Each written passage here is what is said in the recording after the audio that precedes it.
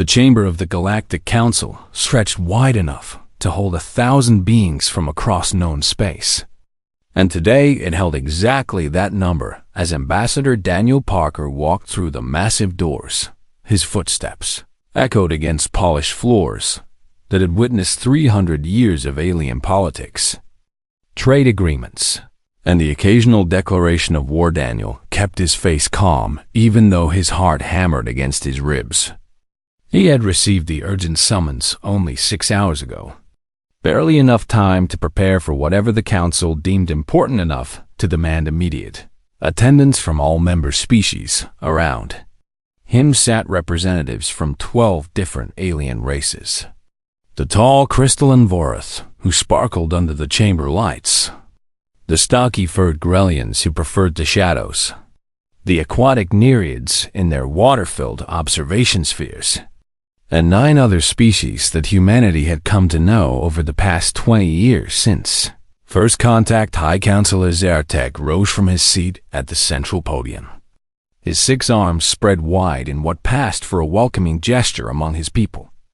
Though Daniel had learned to read the tension in those movements after 2 years as Bionas, Earth's representative, esteemed members of the Galactic Council, Zartek's voice boomed through translation devices that converted his clicks and whistles into comprehensible speech for each species present. We gather today to address a matter of utmost importance to our continued prosperity and security. Daniel settled into Earth's designated seat, a simple chair that looked almost primitive compared to the elaborate thrones and platforms other species preferred, and waited for 3 centuries. This council has maintained peace across 200 star systems, Zartek continued, his primary eyes scanning the assembled delegates while his secondary eyes watched for reactions. Our combined fleets have protected trade routes, defended against pirates and raiders, and ensured that smaller species could grow without fear of conquest. Murmurs of agreement rippled through the chamber. Daniel recognized the setup for what it was. Politicians across the galaxy apparently shared the same tendency to butter up their audience before delivering bad news. However, maintaining such protection requires substantial resources. Zartek's voice took on a harder edge. The Council has determined that all member species must contribute their fair share to the defense budget that keeps them safe. Daniel's fingers tightened slightly on the armrest of his chair. Effective immediately, all Council member worlds will remit 30% of their gross planetary product as a protection tax, Zartek announced, and the chamber erupted into startled exclamations in a dozen different languages. 30%. Daniel's mind raced through the calculations. That would cripple Earth's economy, drain resources from education, healthcare, infrastructure, everything humanity had worked to build in the 2 decades since joining galactic society.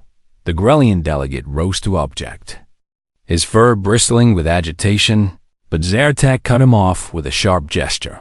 This is not open for debate, the High Counselor stated flatly.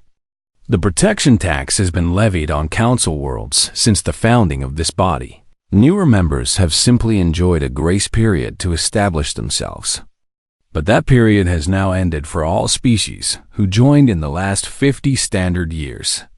Daniel watched as the Grellian slowly sat back down, shoulders slumped in defeat. Around the chamber, other newer species showed similar resignation. Apparently, this was a fight that had been lost before it began. Collection will begin in 30 planetary rotations, Zartek continued, pulling up holographic displays showing payment schedules and enforcement protocols.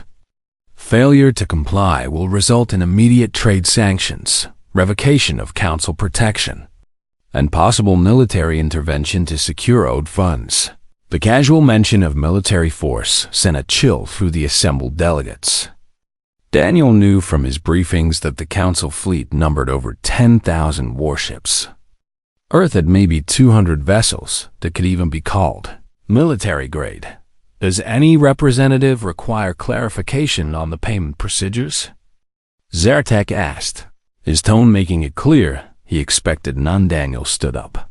The movement drew every eye in the chamber as he rose to his full height, straightened his jacket, and looked directly at the High Counselor. Zartek's eyes narrowed slightly. Does the human delegate have questions about the tax implementation? Daniel said nothing. He simply held the alien's gaze for a long moment, then turned and walked toward the exit. Ambassador Parker, Zartek's voice carried a warning edge. You have not been dismissed. Daniel kept walking, his footsteps once again echoing in the suddenly silent chamber. He could feel hundreds of alien eyes watching him, could sense the confusion and shock at his unprecedented breach of protocol. Ambassador. Zartek's shout followed him, but Daniel didn't pause, didn't look back, didn't acknowledge the High Counselor's authority over him in any way. He passed through the massive doors and heard them seal behind him with a heavy thud that sounded almost final in the corridor outside. Daniel activated his comm device. Get me Admiral Chun. Priority channel. The response came within seconds. Admiral Lisa Chun's face appearing on the small screen. I'm here. How bad is it? 30% gross planetary product, Daniel said quietly, still walking toward the docking bay where his shuttle waited. They're calling it a protection tax. Lisa's expression hardened. Are we paying? What do you think? Daniel asked. I think Earth doesn't pay tribute to anyone, Lisa replied. And Daniel could hear the steel in her voice that had made her the youngest admiral in Earth Defense Force history. What's our play? Silence, Daniel said as he reached his shuttle and climbed aboard. We give them nothing, no acknowledgement, no negotiation, no response at all. They'll see that as defiance. They'll see it correctly then. Daniel strapped himself into the pilot's seat and began the launch sequence. Start fortifying our positions, quietly upgrade the defense grid, redirect civilian traffic away from Council patrol routes. You realize they might actually attack us over this? Lisa's concern showed despite her military composure. They might. Daniel agreed as his shuttle lifted off from the docking platform and turned toward the jump gate that would take him back to Earth. But I'd rather face them as free people defending our home than as slaves who paid for the chains ourselves. Understood. Lisa nodded. I'll start preparations. How long do we have?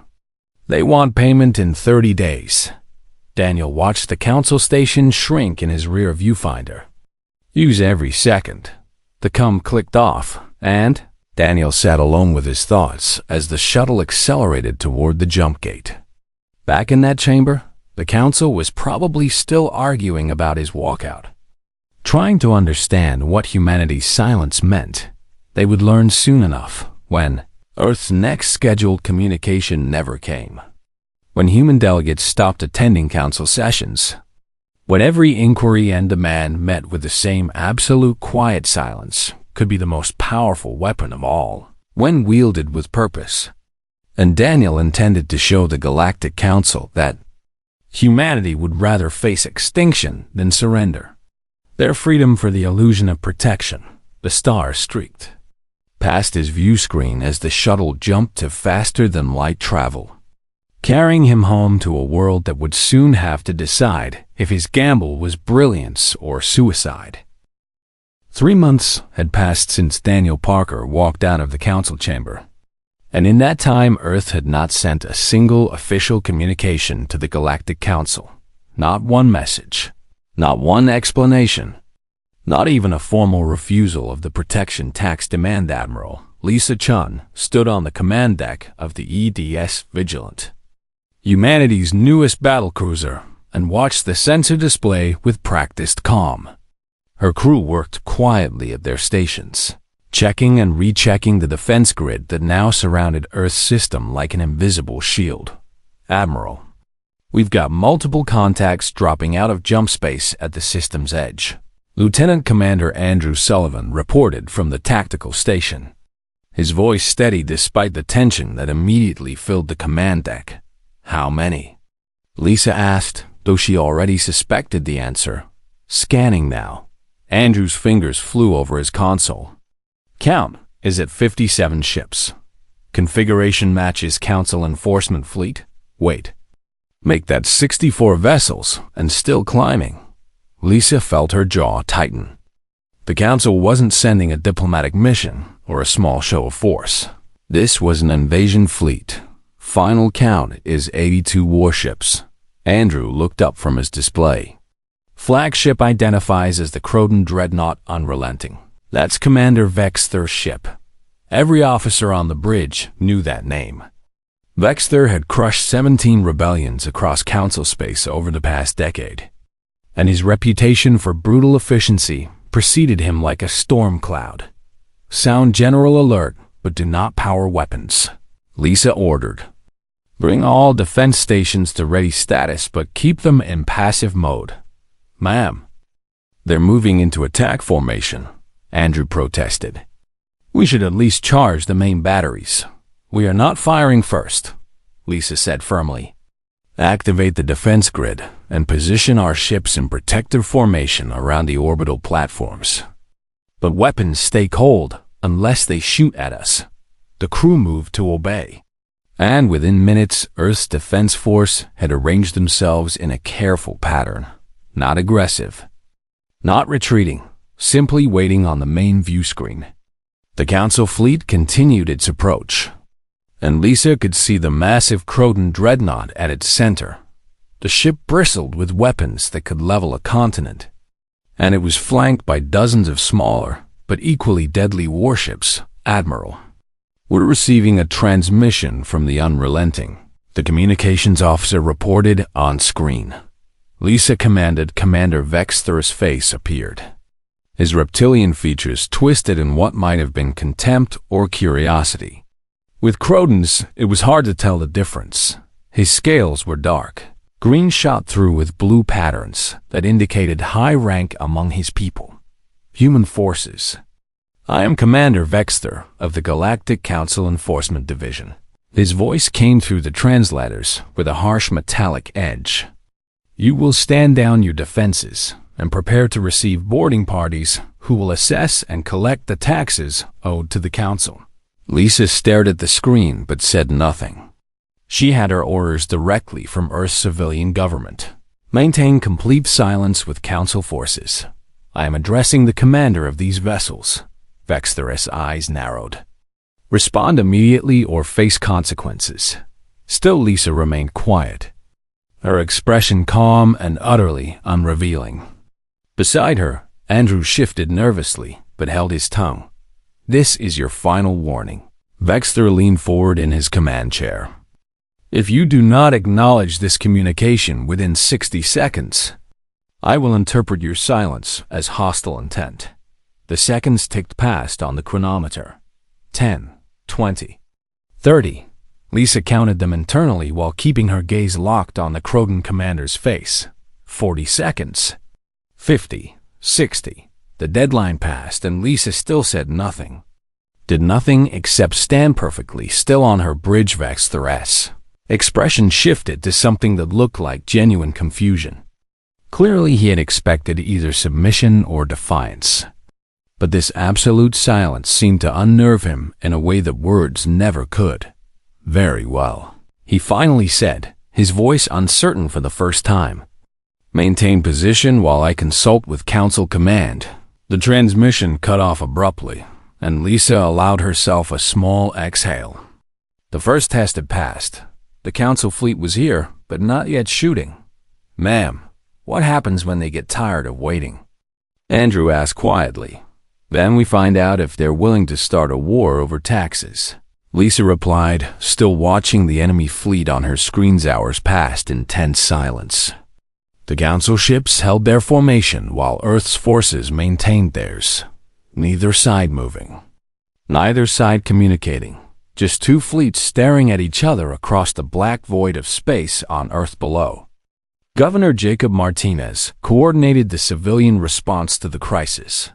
Factories that had been quietly retooled over the past 3 months now produce components for weapons and shields. Farms increased production to ensure Earth could survive if Council trade sanctions went into effect. and medical facilities prepared for the possibility of casualties in orbit above Mars. Engineer Patricia Moore oversaw the completion of 3 new defense satellites, each one equipped with sensors and weapons that could track and disable enemy ships without destroying them. Humanity's goal was not to kill their enemies, but to prove that conquering Earth would cost more than any tax could ever be worth. Back at the Council Station Zenith Prime, Junior Delegate Kevin Foster from the Narration species watched the standoff with growing fascination. His people had paid the protection tax for over a century, and the financial burden had kept their civilization in perpetual debt to the Council. Kevin accessed the public networks and began digging into Council financial records.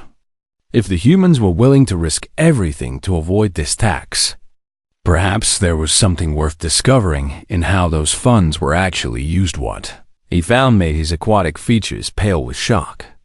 Expense reports showed council members living in massive luxury while their own people struggled. Military budgets that went to building private yachts for admirals instead of defensive weapons, and accounting that mysteriously classified 80% of all tax revenue as administrative costs. Kevin copied everything he could find onto a secure data chip and sent an encrypted message to an Earth communication relay. He didn't know if the humans would receive it or respond, but someone needed to know the truth. Back in Earth orbit, Lisa watched as the Council fleet suddenly shifted formation. They were spreading out, clearly preparing to either attack or encircle the human defenses.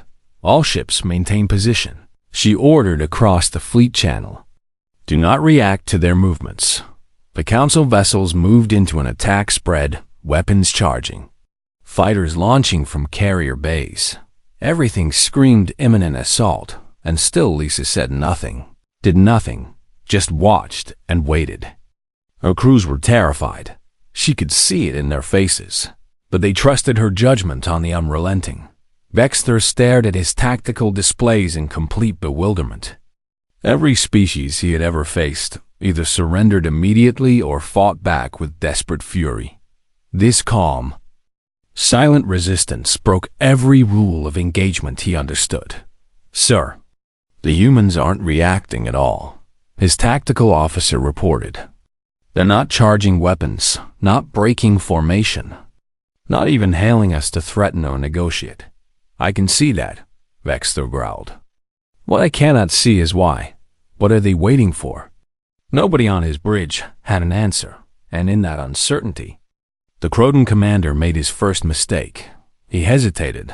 That hesitation gave Kevin's data package time to reach Earth, gave Patricia's new satellites time to come online, and gave humanity one more day to prepare for whatever came next. The standoff continued, and with each passing hour of silence, the Council fleet grew more uncertain, while Earth's resolve only strengthened. The encrypted data package from Kevin Foster arrived at Earth's communication center during the 3rd week of the standoff, and within hours it had reached the desk of Gregory Walsh, humanity's chief financial analyst and the man responsible for understanding Galactic economics. Gregory sat in his small office reviewing the files with growing disbelief. His background in forensic accounting had served Earth well during trade negotiations with alien species, but nothing had prepared him for the scale of corruption documented in these council records. This can't be right, he muttered to himself, checking the figures for the 5th time, but the numbers remained stubbornly consistent. Year after year of the so-called protection tax being funneled into private accounts, luxury expenses, and ventures that had nothing to do with defense. He opened a secure line to Daniel Parker, who had remained on Earth coordinating the diplomatic response to the crisis. When Daniel's face appeared on the screen, Gregory didn't waste time with pleasantries. I need you to see this immediately, Gregory said, already transferring the files. We've got proof that the Council has been lying about the protection tax for decades. Daniel's eyes widened as he reviewed the documents, his diplomat's composure cracking for just a moment before reasserting itself. How solid is this evidence? Ironclad, Gregory replied. Expense receipts, transfer records, internal communications. Whoever sent us this data had access to the Council's actual financial systems. Not just the public reports they show member species. Can we verify the source? Daniel asked. The encryption signature matches Narration government protocols. Gregory pulled up another screen. My guess is someone on the inside got curious about where all that tax money actually goes. Daniel leaned back in his chair, his mind already working through the implications. Humanity's silent resistance had been based on principle, the refusal to pay tribute to anyone. But this evidence transformed their stand from defiance into justified rebellion. How quickly can you compile this into a format that every council species can understand? Daniel asked. Give me 6 hours, and I'll have a presentation ready, Gregory promised. Charts, graphs, side-by-side comparisons of what the council claimed versus what they actually spent. Make it 8 hours, Daniel said. I want this bulletproof. We're going to break our silence. But when we do, it needs to hit like a hammer. While Gregory worked, events in Earth orbit continued to deteriorate. Commander Vexter had spent 2 weeks watching human ships maintain their silent vigil. And his patience had finally run out. Prepare boarding shuttles, he ordered his crew. If they will not respond to words, we will take their compliance by force. Sir, Earth Defense Forces outnumber our boarding capacity, his tactical officer warned. We would need to disable their ships first, then disable them, Vexter snapped. Target their engines and weapons, render them helpless, but avoid casualties if possible. The Council wants taxes, not martyrs. The Council fleet opened fire with precision weapons designed to cripple rather than destroy. And space lit up with energy beams lancing toward human vessels on the Vigilant. Alarms shrieked as the first shots struck their shields. Return fire, Lisa commanded, her voice cutting through the chaos. Disable their weapons, but do not destroy their ships. I want them operational, but toothless. Earth's defense grid came alive with coordinated precision. Months of upgrades and Patricia Moore's new satellite network provided targeting data that let human forces shoot with surgical accuracy. Council ships found their weapon batteries exploding from pinpoint strikes, their shield generators overloading from electromagnetic pulses, their engine systems shut down by computer viruses that human hackers had developed specifically for this moment. Within 20 minutes, 17 Council vessels were dead in space, and not a single human ship had been destroyed. Vexter stared at his tactical display in shock as his mighty enforcement fleet floundered against defenses that should not have existed. How are they doing this? He demanded. Our intelligence said Earth had minimal military capability. Sir, their technology has improved dramatically, his science officer reported, her voice shaking. These weapons and defense systems are more advanced than anything in our databases.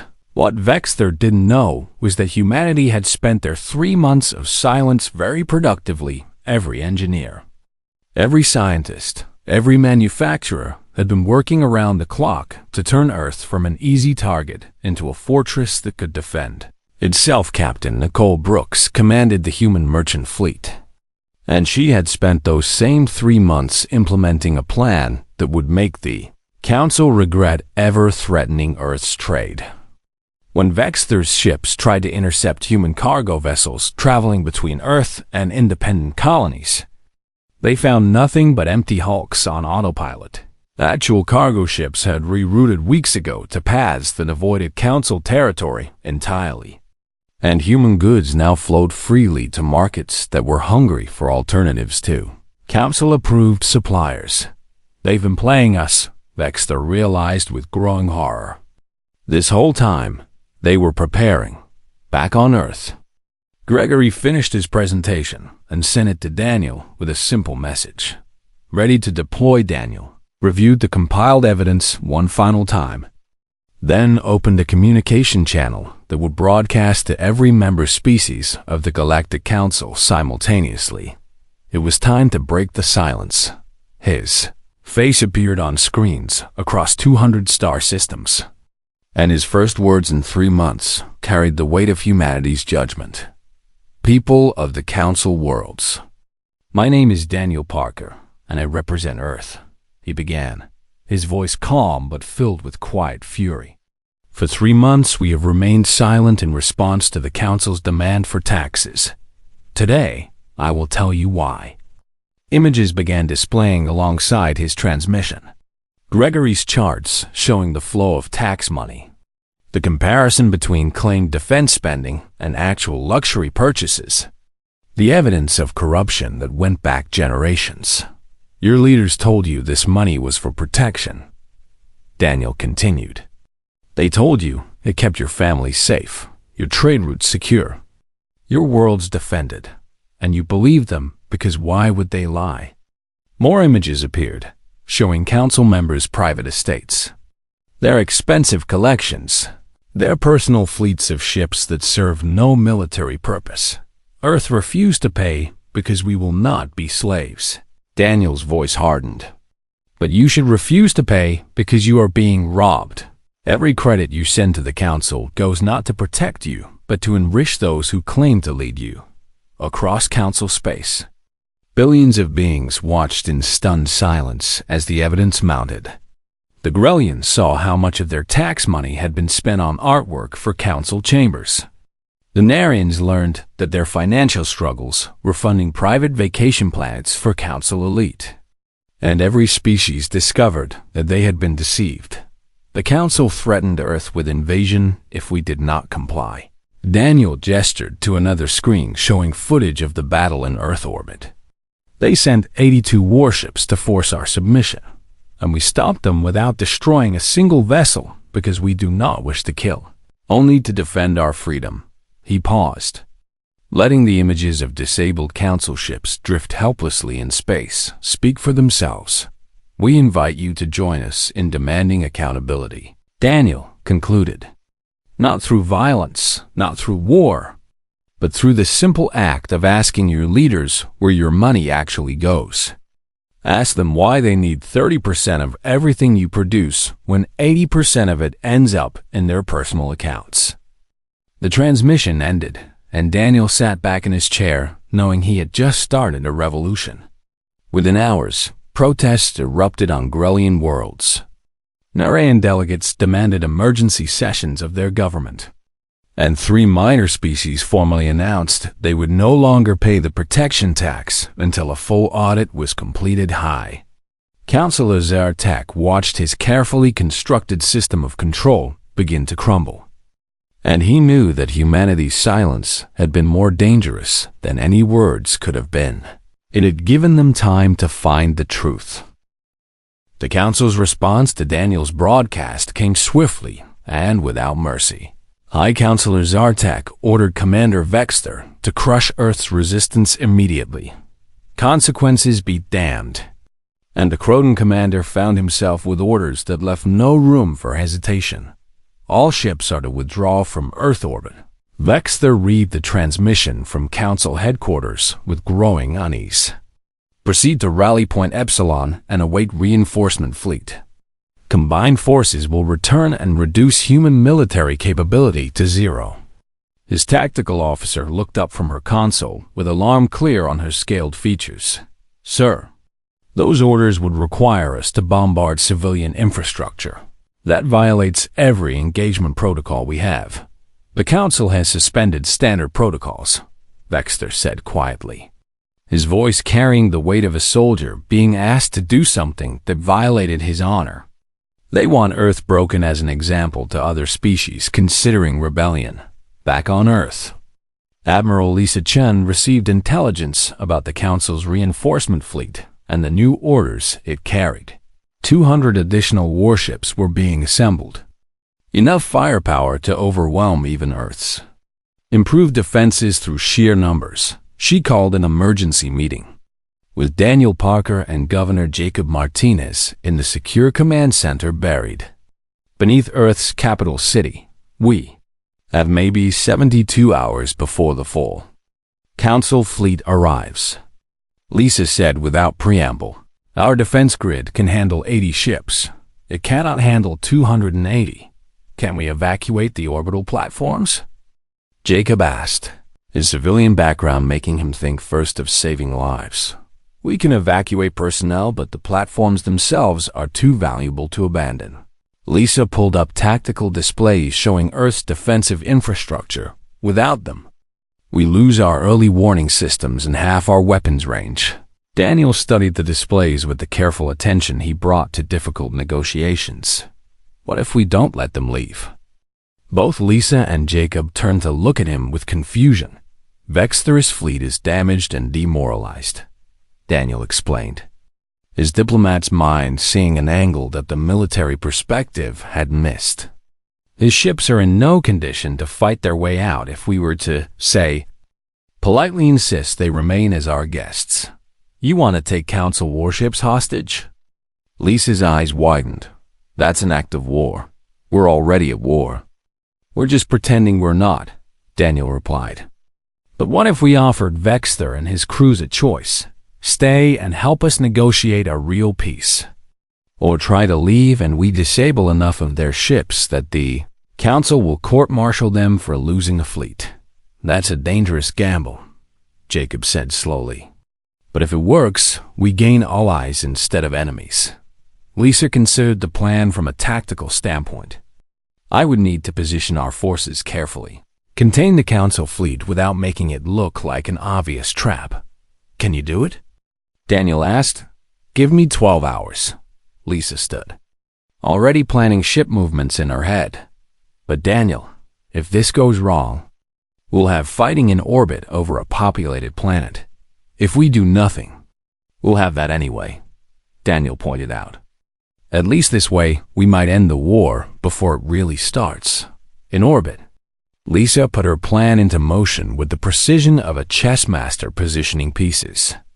Human ships quietly shifted their formations, moving into patterns that looked defensive, but actually created a cage around it. Council Fleet Commander Vexthor noticed the movements and called his officers to his bridge. "The humans are repositioning analysis?" "They're boxing us in, sir," his tactical officer reported. "If we try to leave the system now, we'll have to fight through 3 defensive lines. Why would they wait until now to trap us?" Vexthor wondered aloud. They've had weeks to make this move. The answer came in the form of a communication request from the human vessel Vigilant. Vexthor accepted it and found himself face to face with Admiral Lisa Chun. "Commander Vexthor, I'm contacting you directly because I believe we're both soldiers who would prefer not to kill each other if we can avoid it," Lisa said, her tone respectful but firm. "I am listening." Vexthor replied cautiously.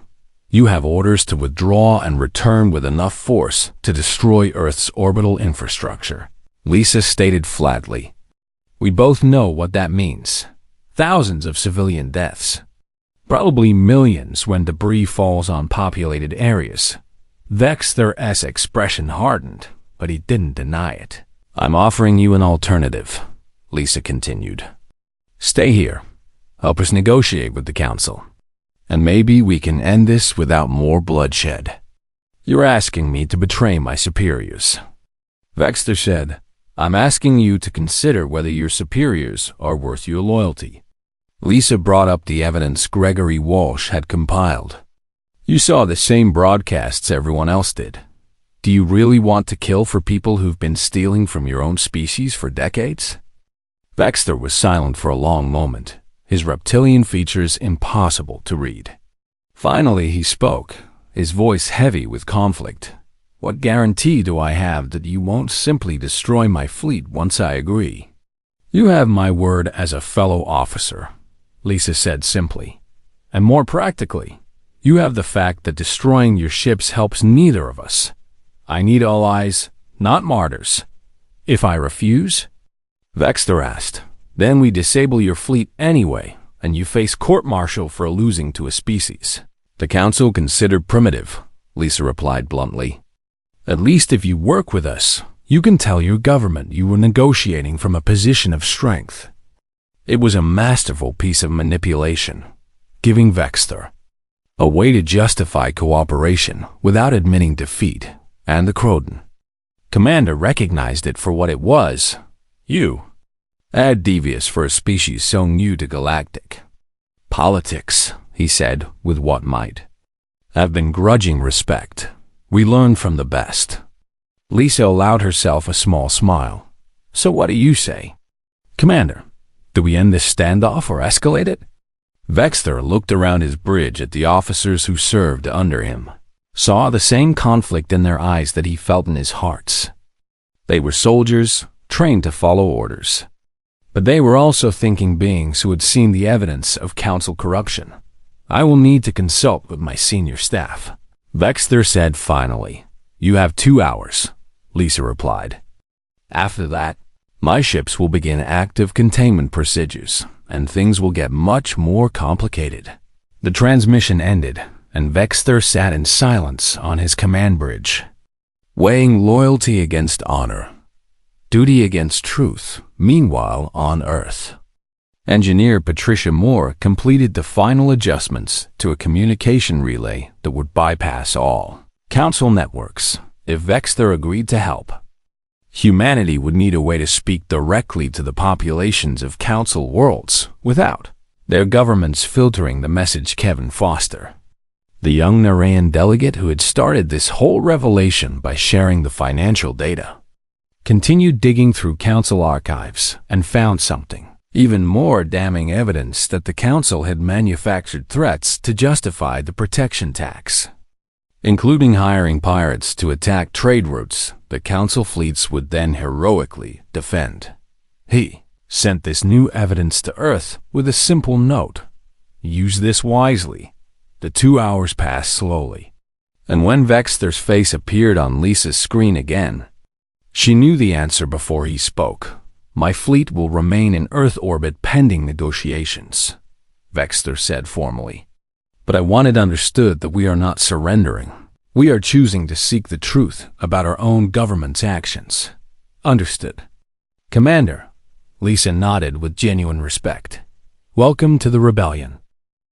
The collapse of the Galactic Council happened faster than anyone expected. Within 6 days of Vexter's decision to remain at Earth, 5 more species formally refused to pay the protection tax. And within 2 weeks, that number had grown to 9 of the 12 member species.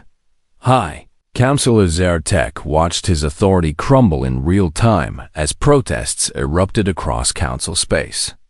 On the Grelian homeworld, citizens blockaded government buildings demanding accountability. Narration financial experts published independent audits that confirmed everything Gregory Walsh had revealed. And even the usually compliant Vareth began asking uncomfortable questions about where their crystalline art treasures had gone. Reinforcement fleet that was supposed to crush Earth never launched. Too many crews refused to follow orders from leaders they no longer trusted. And several admirals quietly contacted Daniel Parker to ask what humanity proposed as an alternative to the Council's corrupt system. Daniel stood before a communication array that would broadcast his message to every corner of known space. And beside him stood Commander Vexter in a show of unity that spoke louder than any words could.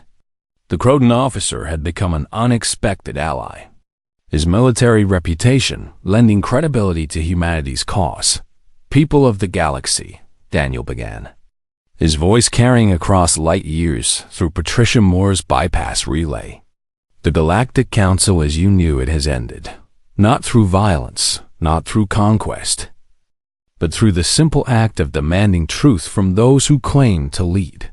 Images appeared showing council members being escorted from their offices by their own security forces, not as prisoners, but as disgraced officials facing justice from their own people. Earth did not start this revolution because we wanted power, Daniel continued.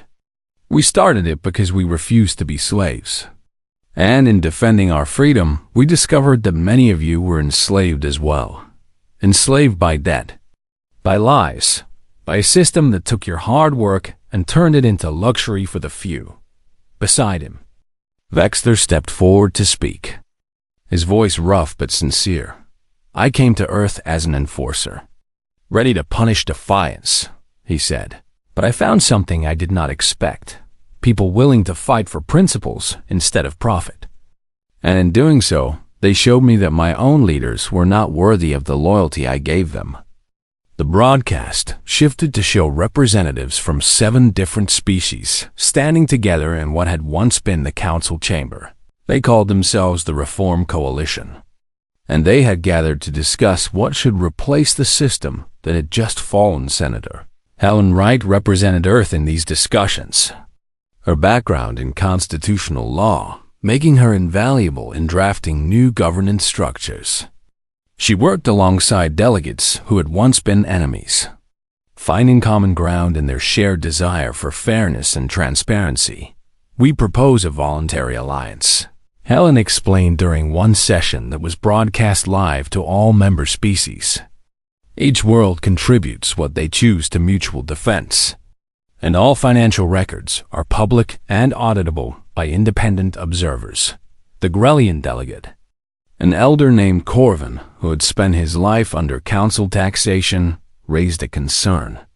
"What prevents species from contributing nothing and benefiting from others' protection?" "Reputation and reciprocity," Helen replied. "Species who contribute fairly gain voting power in alliance decisions. Those who contribute nothing have no voice in how the alliance operates, which means they cannot benefit from trade agreements, technology sharing, or diplomatic support." It was a radical departure from the Council's forced compliance. But the logic was sound. Create incentives for cooperation without resorting to threats. Kevin Foster, who had gone from junior delegate to hero of the rebellion, worked with Gregory Walsh to establish new financial oversight systems. Their collaboration produced a banking structure that made it nearly impossible to hide corruption, with automatic alerts triggered whenever spending patterns look suspicious. "The key is transparency," Gregory explained to a gathering of financial ministers from 20 different species. "Every credit spent gets tracked, every expense gets justified, and any citizen can access the records at any time." Some officials protested that this level of openness would be inefficient, but Gregory countered with simple mathematics. The amount of money saved by eliminating corruption far exceeded any administrative costs of tracking it. Meanwhile, Admiral Lisa Chun found herself in the unexpected role of military advisor to species that had barely known what warfare looked like before the Council's enforcement fleet arrived. She taught defensive strategies, explaining how smaller forces could protect themselves through intelligence and preparation rather than overwhelming firepower. "You don't need the biggest fleet," she told a class of junior officers from 6 different species. "You need the smartest tactics and the will to defend what matters." Earth proved that against Vexter's forces. The Krogan commander, who attended these sessions as both student and occasional instructor, nodded in agreement. "I thought overwhelming force could solve any problem," he admitted. "But the humans taught me that determination and preparation defeat size every time." 3 months after the Council's fall, representatives from 23 species gathered for the formal signing of the Alliance Charter, a document that established voluntary cooperation as the basis for galactic governance. Daniel Parker stood with the other signatories, holding the stylus that would add Earth's agreement to the document. Around him were beings who months ago had been strangers or enemies, now united by shared principles. This charter recognizes that freedom is the foundation of prosperity. Daniel read from the preamble that Helen had drafted. "No species shall be compelled to serve. No world shall be taxed without representation. And no government shall operate in secrecy from those it claims to represent." He signed. And one by one, the other delegates added their marks: crystalline patterns from the Varth, aquatic symbols from the Narians, paw prints from the Grellians, and signatures from species humanity had barely begun to know. High Counselor Zartek was not present for the signing. He faced trial on his own world for corruption and abuse of power. But even in his absence, his influence shaped the proceedings by showing everyone what they did not want to become. When the ceremony concluded, Daniel found himself approached by Kevin Foster, the young Narration who had started everything by sharing those first damning financial records. Ambassador Parker, "I wanted to thank you," Kevin said, his aquatic features showing genuine emotion. "My people have been in debt for 3 generations because of the protection tax. Now my children will grow up free. You're the one who deserves thanks," Daniel replied sincerely. "Without your courage to share that data, we would still be fighting instead of building." Kevin shook his head. "I only shared information. You and your people showed us it was possible to stand up to power, and that made all the difference." Nearby, Commander Vexter spoke with Admiral Lisa Chun about establishing joint training exercises between Earth Defense Forces and the reformed Croton military. The 2 officers had developed mutual respect through their unlikely alliance. "Your tactics are sound," Vexter admitted, "but your weapons technology is still developing. Perhaps we could share designs in exchange for your strategic training." "That's the whole point of the alliance," Lisa smiled. "We share what we're good at, and everyone benefits." As the gathering dispersed and delegates prepared to return to their home worlds, Daniel stood alone for a moment, looking at the signed charter. Earth had joined Galactic Society only 20 years ago, young and uncertain. And now they had helped reshape that society into something better. The silence humanity had chosen as their first response to Council demands had proven more powerful than any speech. It gave them time to prepare, time to investigate, and time to show other species that resistance was possible. Governor Jacob Martinez appeared beside Daniel, having arrived for the ceremony representing Earth's civilian government. "Quite a journey from that day you walked out of the council chamber," he observed. "The hardest part was trusting that silence would be enough," Daniel admitted. "Every instinct screamed to argue, to explain, to defend our position, but silence gave them nothing to argue against," Jacob said thoughtfully. "They couldn't negotiate if you wouldn't talk, couldn't threaten if you wouldn't react. It drove them crazy. It gave us power," Daniel agreed. "And we used that power not to conquer, but to free. I think humanity can be proud of that." 1 year later, the Voluntary Alliance had grown to include 47 species, and Earth's population celebrated the anniversary of their silent revolution with quiet satisfaction.